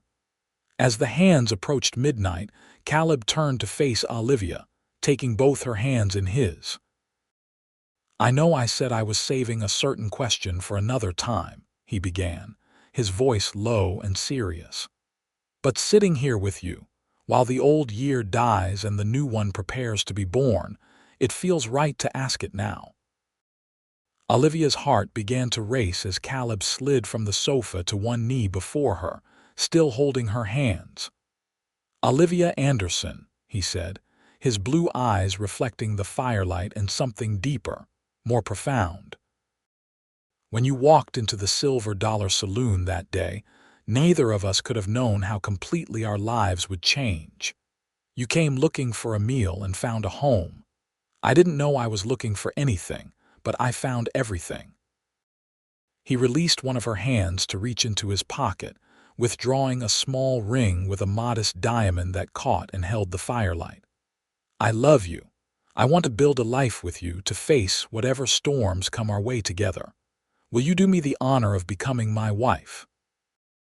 Tears spilled onto Olivia's cheeks, but they were tears of joy, of a happiness so complete it almost frightened her. "Yes," she whispered, then more strongly, "Yes, Caleb, I will marry you." His face transformed with a smile of such pure happiness that it took her breath away. He slipped the ring onto her finger, a perfect fit, and then rose to sit beside her, taking her in his arms and kissing her with a tenderness that spoke of promises kept and a future secured. As the clock began to chime midnight, they held each other close, the storm forgotten, Martha sleeping peacefully across the room, the fire casting its warm glow over the scene. The old year was ending, but for Caleb and Olivia, something wonderful was just beginning. The news of their engagement spread quickly through the ranch and into Elko. Most reactions were enthusiastic. The ranch hands organized an impromptu celebration, complete with a barrel of beer and heartfelt, if sometimes awkward, congratulations. Martha wept happy tears when they told her, confessing that she had been praying for just such an outcome since Olivia's arrival. In town, opinions were more mixed. Many were genuinely pleased for Caleb, a man respected throughout the community. Judge Harrison personally delivered a bottle of fine whiskey to the ranch as an engagement gift, and the sheriff's wife organized a small party in their honor. But there were detractors as well. Eleanor Hargrove made no secret of her disapproval, and there were whispers among some of the town's elite about Olivia's mysterious background and her inauspicious arrival in Elko. "You'd think I was marrying you for your fortune," Olivia said to Caleb one evening in January, after a particularly trying trip to town where she had overheard gossip in the general store. "Let them talk," Caleb replied, unconcerned. "Those who matter know the truth. The rest will find something else to gossip about soon enough." They set the wedding date for April, when spring would be bringing new life to the valley and the worst of winter's fury would be past. There was much to prepare, a dress to be made, invitations to be sent, decisions about where they would live after the ceremony. "I always assumed we would stay here, in the main house," Caleb said when Olivia raised the question. "Unless you'd prefer something else." We could build a new house elsewhere on the property, or even in town if you'd prefer to be closer to people." Olivia shook her head firmly. "This is home now," she said simply. "I wouldn't want to be anywhere else." As winter gradually released its grip on the land, Olivia found herself busier than ever. In addition to her regular duties managing the ranch's affairs, there were wedding preparations to oversee. Martha was a tremendous help, but many decisions fell to Olivia alone, choices that made her keenly aware of her parents' absence. There would be no father to walk her down the aisle, no mother to offer guidance or share in the joy of selecting a wedding gown. One evening in late February, after a particularly emotional day spent finalizing the guest list, a task that highlighted the absence of family on her side, Caleb found her sitting alone on the porch, despite the chilly air. Her eyes were red-rimmed, and she clutched a handkerchief in her hand. "Olivia," he said softly, concern evident in his voice. "What's wrong?" She tried to smile, to wave away his worry, but the tears came again unbidden. "It's nothing, really, just wedding plans making me think of my parents, how much they would have loved to be part of this day." Caleb sat beside her, drawing her into the warmth of his embrace. "I wish I could have known them," he said. "From everything you've told me, they were remarkable people." "They were," Olivia agreed, resting her head against his shoulder. "My father would have liked you, I think. He always valued honesty and hard work above all else, and my mother would have been thrilled to see me so happy." They sat in silence for a few moments, Caleb's presence a comfort even without words. Then he spoke, his voice thoughtful. "I had an idea, if you're willing. What if we visit St. Louis after the wedding? We could go to their graves, pay our respects. It might bring you some closure." The suggestion touched Olivia deeply. She had assumed her parents' graves would remain unvisited, their final resting place too far away for her to ever return to. "You would do that? Travel all that way?" "I would do anything for you," Caleb said simply. "And I think it's important to honor those who came before us, who shaped us into who we are." Olivia raised her face to his, overwhelmed by his understanding and generosity. "Thank you," she whispered, before his lips found hers in a kiss that spoke of devotion and a shared future built on mutual respect and love. As March arrived, bringing the first tentative signs of spring to the Nevada landscape, wedding preparations intensified. Olivia's dress was finished, a creation of ivory silk with delicate lace at the collar and cuffs, simple yet elegant. Invitations had been sent to friends and neighbors throughout the county. Even the weather seemed to be cooperating, with warming temperatures melting the snow and coaxing the first wildflowers from the soil. One afternoon, as Olivia was reviewing the final arrangements with Martha, a ranch hand arrived with news that visitors were approaching. Looking out the window, Olivia saw a fine carriage making its way up the drive, pulled by matched bay horses that spoke of wealth and status. Who could that be? She wondered aloud. We weren't expecting anyone today. Martha joined her at the window, her expression darkening as she recognized the carriage. "That's the Hargrove crest on the door," she said grimly. Before Olivia could respond, the carriage had pulled up before the house, and Samuel Hargrove himself stepped down, followed by his wife Eleanor and daughter Caroline. It was an unexpected and unwelcome visit, especially given Eleanor Hargrove's open disapproval of the engagement. Caleb was out with the cattle, not expected back for hours. Olivia steeled herself to receive the visitors alone, straightening her spine and putting on the social mask she had perfected during her privileged upbringing in St. Louis. "Martha, please show our guests into the parlor," she said calmly. "I'll join them in a moment." After checking her appearance briefly in the hall mirror, her hair was neatly arranged, Her dress simple but respectable, Olivia entered the parlor with her head held high, determined not to be intimidated in her own home. "Mr. and Mrs. Hargrove, Miss Hargrove," she greeted them politely. "What an unexpected pleasure. I'm afraid Caleb is out with the herd today, but you're welcome to wait if you've come to see him." Samuel Hargrove, a large man with a florid complexion and an air of self-importance, bowed slightly. "Miss Anderson, actually, it's you we've come to see." This was surprising.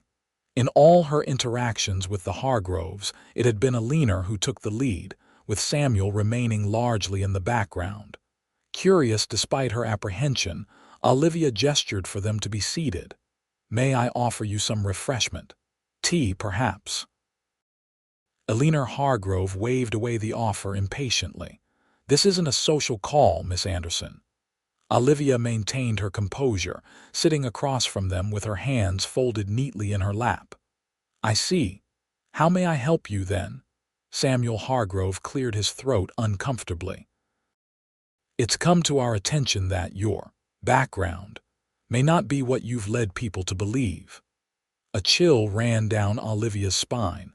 What could they possibly know about her past? She had been honest with Caleb about everything: her parents' deaths, the loss of their home, her journey west. There were no dark secrets to uncover. "I'm not sure what you mean, Mr. Hargrove," she said evenly. Elena leaned forward, her expression triumphant. "We have a business associate in St. Louis who made inquiries at our request. He discovered that, while there was indeed an Olivia Anderson whose parents died of fever last year, that young woman had a fiancé, a promising young lawyer named Edward Blackwell." The name hit Olivia like a physical blow. Edward. She had tried so hard to forget him, to put that betrayal behind her. Caroline Hargrove, who had remained silent until now, spoke up. "Our source says that after your parents died and your engagement was broken, you were involved in quite a scandal. Something about stealing jewelry from the Blackwell family." "That's not true," Olivia said firmly, though her voice shook slightly. "Edward broke our engagement when he learned my father had lost everything. As for the jewelry, his mother gave me a necklace as an engagement gift. I returned it when the engagement ended. That's not what Mrs. Blackwell claims," Elena said smugly. "According to her, you disappeared with a valuable family heirloom, and they considered pressing charges." The accusation was so outrageous that for a moment, Olivia couldn't respond. The truth was far simpler and more painful. After her parents' deaths, when it became clear that her father's investments had failed, Edward had promptly broken their engagement. His mother, who had never approved of the match, had demanded the return of a pearl necklace given as an engagement gift. Olivia had returned it immediately, despite her grief and shock at Edward's abandonment. "The Blackwells are lying," she said finally, her voice steadier now.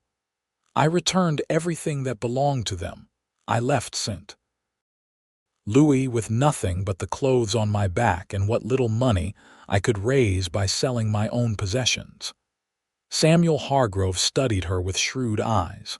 "Perhaps, but the fact remains, you have a past you've concealed from Caleb and from this community. A broken engagement, accusations of theft, these are serious matters, Miss Anderson." "I have concealed nothing from Caleb," Olivia replied, anger beginning to replace her initial shock. "He knows everything about my past that matters." "Does he know about Edward Blackwell?" Caroline asked sweetly. "Does he know you were engaged to another man just months before you met him?" Before Olivia could respond, the door to the parlor opened, and Caleb himself stood there, his expression thunderous. He had clearly returned early and overheard at least part of the conversation. "What is the meaning of this?" he demanded, crossing the room to stand beside Olivia's chair, his hand resting protectively on her shoulder. Elena Hargrove recovered quickly from her surprise. "Caleb, We felt it our duty as friends to inform you of certain irregularities in your fiancée's past. By coming to my home and interrogating her in my absence, Caleb's voice was cold with barely controlled anger. That's not friendship, Mrs. Hargrove. That's meddling at best, cruelty at worst. Samuel Hargrove rose to his feet, uncomfortable now that he faced Caleb directly. We meant no disrespect, Zimmerman, but surely you can understand our concern. You're one of the most prominent men in the county, about to marry a woman with a questionable past. There is nothing questionable about Olivia's past, Caleb stated firmly. She has been completely honest with me from the beginning. Eleanor's eyes narrowed. So she told you about her engagement to Edward Blackwell, about the jewelry she was accused of stealing. For a heartbeat, Olivia feared what Caleb might say. She had told him about her parents, about losing their home, but she had never mentioned Edward. The pain of that betrayal had been too raw, too personal to share even with Caleb. But Caleb's grip on her shoulder never wavered. What Olivia has shared with me is between us, he said evenly. But I know her character, her heart. Whatever lies you've been told or chosen to believe, they have no bearing on the woman she is or my decision to marry her. Caroline Hargrove gave a small, disbelieving laugh. You can't possibly still intend to go through with the wedding, knowing what you know now. Caleb's expression hardened. I intend to marry Olivia next month as planned, and now I think it's time for you to leave. There was no mistaking the dismissal in his tone.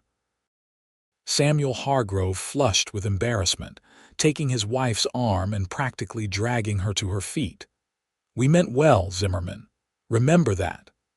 Your intentions are irrelevant, Caleb replied coldly. You came into my home and attacked the character of the woman I love. Consider our business relationship terminated, Mr. Hargrove. I'll be moving my accounts to another bank effective immediately.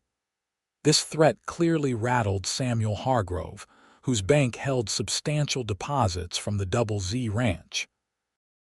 Now, Zimmerman, let's not be hasty. Good day, Caleb interrupted, showing them to the door with barely concealed contempt.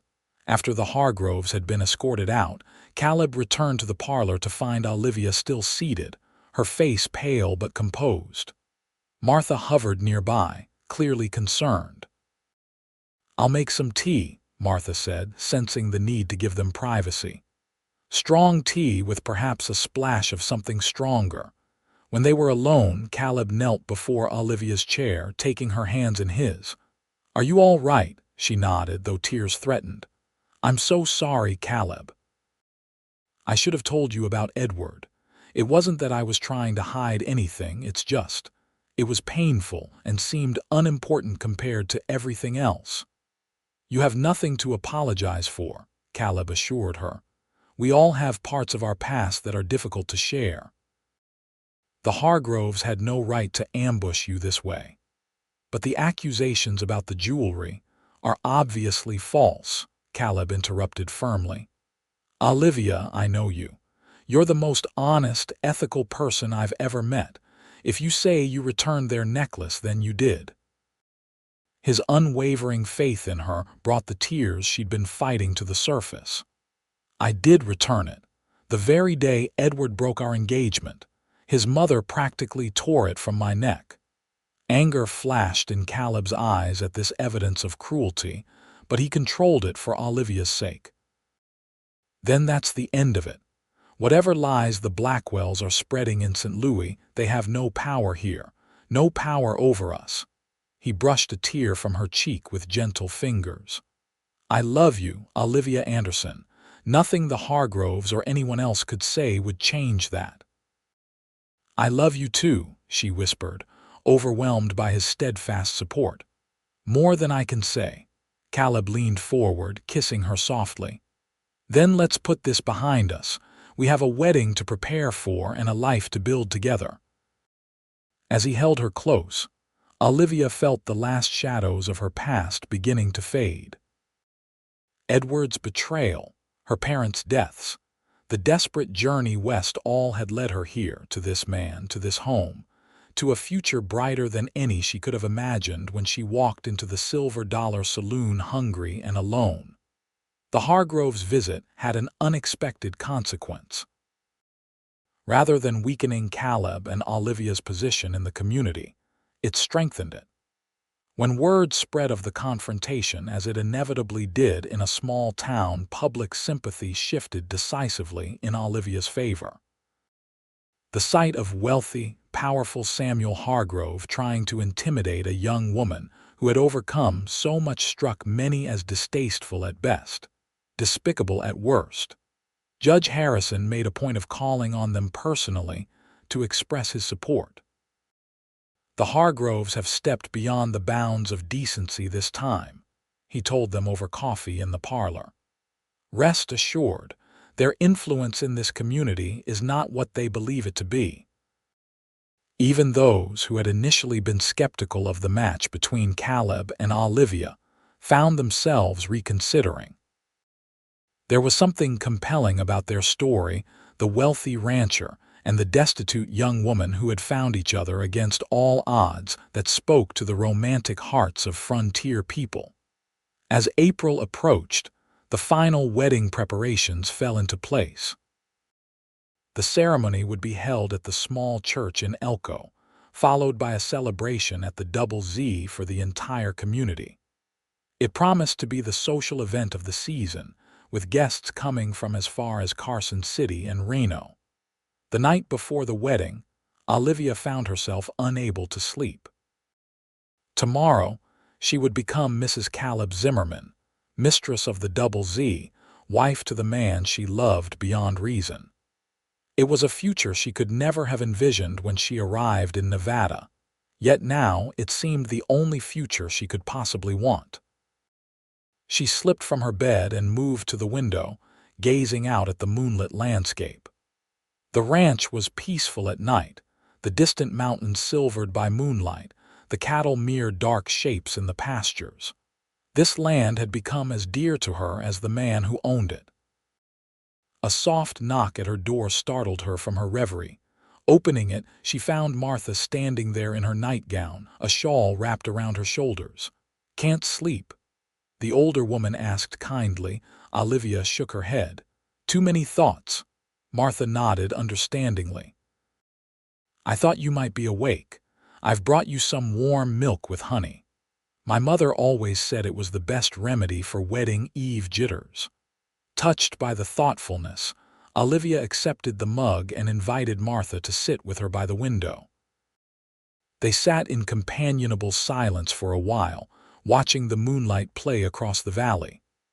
"I never had children of my own," Martha said finally, her voice soft with memory. "My husband and I tried, but it wasn't meant to be. Then he was taken by pneumonia, and I came to work for Caleb's father." Caleb was just a boy then, motherless himself. Olivia had never heard Martha speak so openly about her past. "You helped raise him, in a way.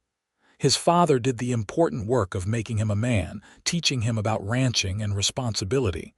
But I like to think I helped too in smaller ways. Making sure he ate properly, tending his scrapes and bruises, reminding him to write thank you notes to his Christmas gifts." Martha looked at Olivia directly, her eyes bright with emotion. "I've watched that boy grow into a fine man, Olivia. Stubborn sometimes, too serious for his own good often enough, but a good man with a true heart. And in all the years I've known him, I've never seen him as happy as he's been since you came into his life." Olivia blinked back tears. "He's made me happy too, Martha. Happier than I ever thought I could be again after losing my parents." Martha patted her hand affectionately. "I know, child. That's why I wanted to give you something." She reached into the pocket of her robe and withdrew a small box. "This belonged to my mother and her mother before her. I've kept it all these years, waiting for the right person to pass it to." Opening the box, Olivia found a delicate handkerchief, edged with fine lace, embroidered with tiny forget-me-nots in blue thread. In one corner, nearly invisible unless you knew to look for it, was a small A worked in the same blue thread. "The initial stands for Abbott, my mother's maiden name," Martha explained. "It's tradition to carry something old on your wedding day. I thought you might like this." Overcome with emotion, Olivia carefully lifted the handkerchief from its box. "Martha, I'm honored, truly. But are you certain? Shouldn't this go to your daughter?" Martha smiled, a hint of sadness in her eyes. "As I said, I never had children of my own. But if I had been blessed with a daughter, I would have wished for one just like you, brave, kind, and with a heart big enough to love not just a man, but a way of life that isn't always easy." Tears spilled onto Olivia's cheeks as she embraced the older woman. "Thank you," she whispered, "for everything." Martha returned the embrace, then pulled back with a brisk nod, emotions firmly in check once more. "Now drink your milk and try to get some sleep. A bride needs her rest, and tomorrow will be here before you know it." After Martha had gone, Olivia returned to the window, the handkerchief still clutched in her hand. The gesture had touched her deeply, reminding her that family wasn't always about blood ties.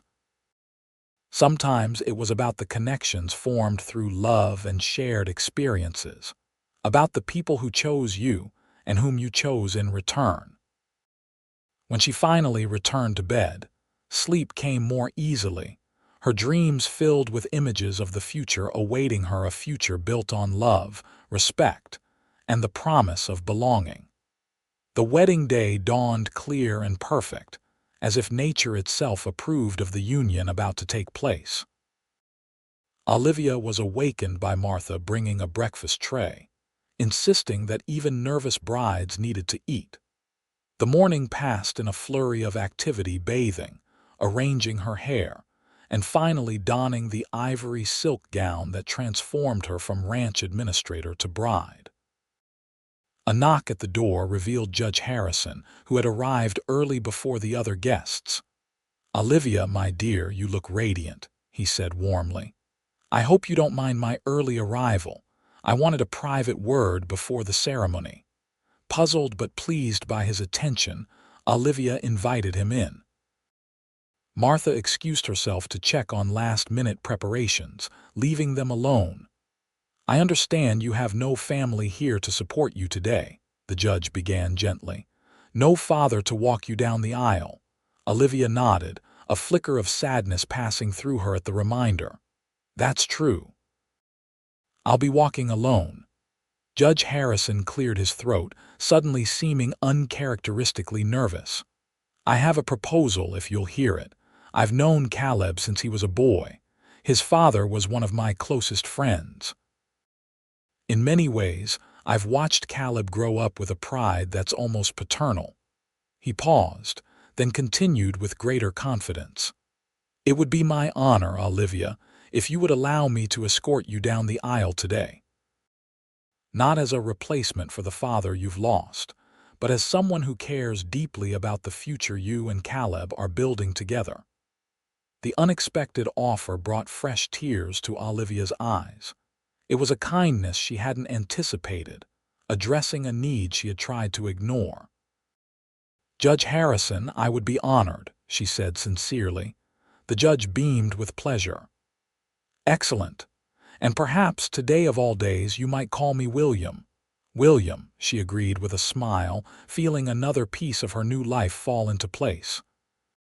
The small church in Elko was filled to capacity when Olivia arrived. Standing in the vestibule, her arm linked with Judge Harrison's, she could hear the murmur of voices inside, the soft music of the organ, the rustle of anticipation. "Ready?" William asked gently. Olivia took a deep breath. "More than ready." The doors opened, the music swelled, and all heads turned to watch her entrance.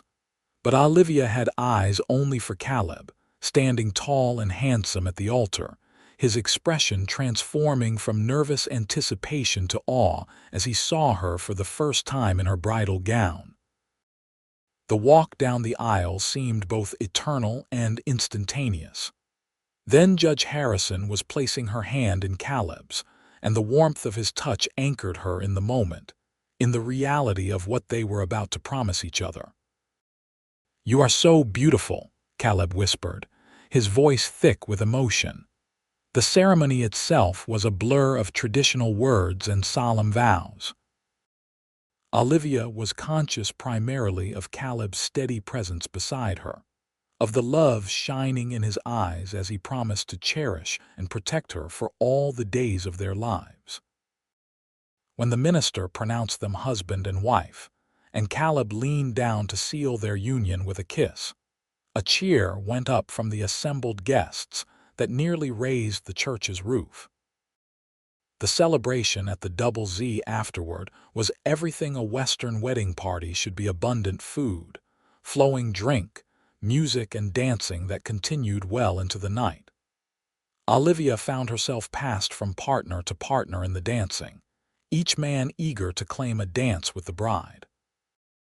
But it was always to Caleb she returned, her eyes finding his across the crowded room, her heart full to bursting with the knowledge that they belonged to each other now, completely and forever.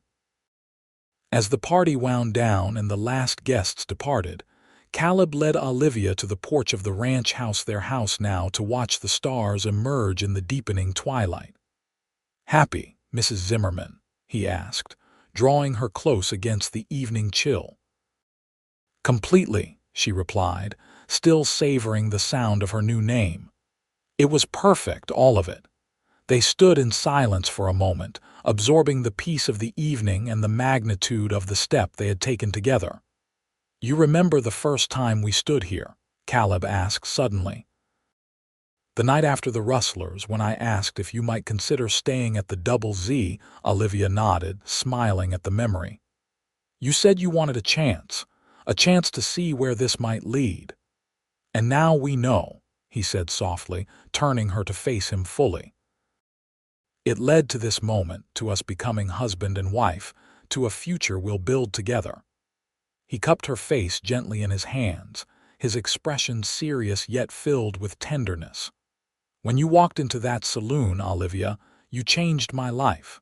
I thought I was just offering you a meal at my table. I didn't realize I was inviting you into my heart.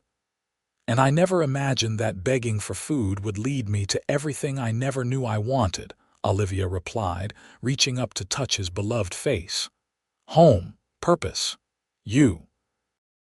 As Caleb's lips met hers in a kiss that promised all the joy of their wedding night and all the days to follow, Olivia knew with absolute certainty that they had both found exactly where they belonged with each other, on this land, under these stars, for all the years to come.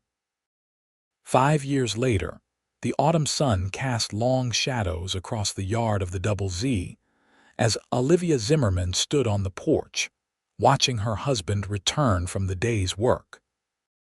Caleb rode tall in the saddle, his form as straight and strong as the day she had first seen him in the Silver Dollar Saloon, though there were perhaps a few more lines around his eyes now, testament to 5 years of Nevada sun and wind. Beside him rode their 3-year-old son, Thomas, perched proudly on his own small pony, his face alight with the joy of being included in his father's rounds. From her vantage point, Olivia could hear Caleb's patient voice explaining something to the boy, who nodded with the serious concentration of a child determined to learn everything his father knew about ranching. "They're back, Mama. They're back." 4-year-old Emma tugged excitedly at Olivia's skirt, bouncing on her toes to see over the porch railing. "I see them, sweetheart," Olivia replied, smiling at her daughter's enthusiasm. Emma was the image of her mother, with the same dark hair and delicate features, but she had inherited her father's startling blue eyes and his love for the ranch. As Caleb and Thomas dismounted in the yard, Emma flew down the porch steps to meet them, launching herself into her father's arms with complete confidence that he would catch her. Caleb swung her high, her laughter ringing out in the clear afternoon air, before setting her down to hug her brother, who was doing his best to dismount his pony with the dignity befitting a future rancher. Olivia descended the steps more sedately, one hand resting on her swollen belly where their third child grew. At 7 months along, her movements were becoming more deliberate, though she still managed the household and ranch affairs with her characteristic efficiency. "How are my 3 favorite people in the world?" Caleb asked, crossing to meet her and placing a kiss on her forehead. "We're well," Olivia assured him, including both herself and the unborn child in the assessment. "Emma helped Martha bake bread today, and I finished the monthly accounts. The new breeding stock is showing excellent returns already." Caleb's smile was proud. "I've always said you have a better head for business than I do. And I've always said we complement each other perfectly," Olivia countered with a smile of her own. "You build the ranch, I keep the records straight. Together, we've doubled the double ZTK's worth in 5 years." It was true. Under their joint management, the ranch had prospered beyond even Caleb's ambitious dreams. They had expanded their holdings, improved their breeding stock, and implemented innovative techniques that had made the Double Z a model operation studied by ranchers throughout the territory. But their greatest achievement, in Olivia's mind, was the family they had created. Emma had been born a year after their wedding, Thomas 11 months later, and now a third child was on the way. The house that had once seemed almost too large for just Caleb and Martha now rang with children's laughter and the happy chaos of family life. "Papa, can I help with the new calves tomorrow?" Thomas asked, his small face earnest beneath the too large hat that matched his father's.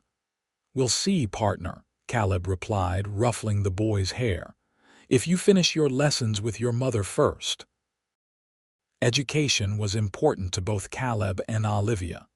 Though the nearest school was in Elko, too far for daily attendance, Olivia had established a rigorous program of home instruction for the children. Emma was already reading simple books, and Thomas showed a remarkable aptitude for numbers.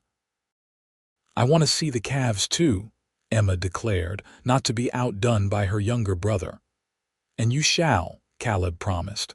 "But right now, I think we all need to wash up for supper. I can smell Martha's pot roast from here." The children raced ahead into the house, eager to tell Martha about their day.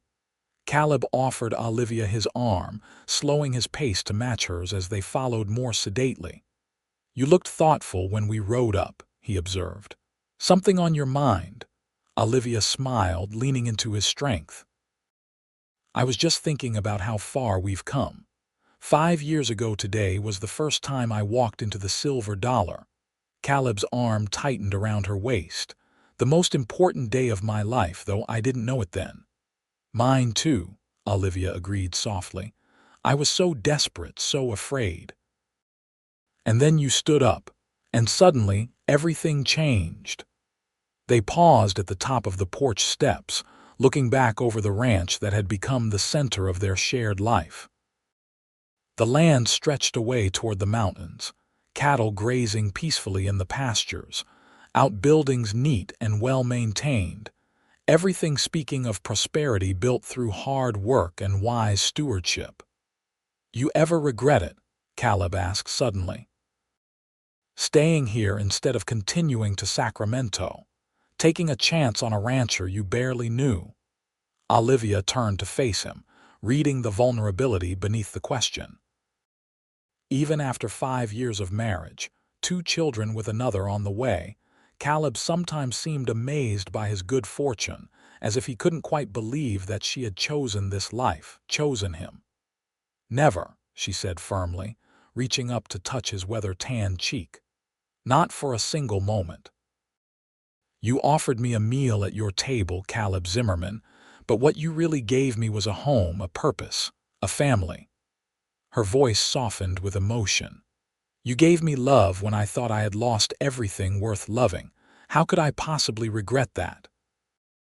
His kiss was tender, full of the deep, abiding love that had grown between them through joys and challenges, through the births of their children and the expansion of their ranch, through all the ordinary days and extraordinary moments that made up a life built together.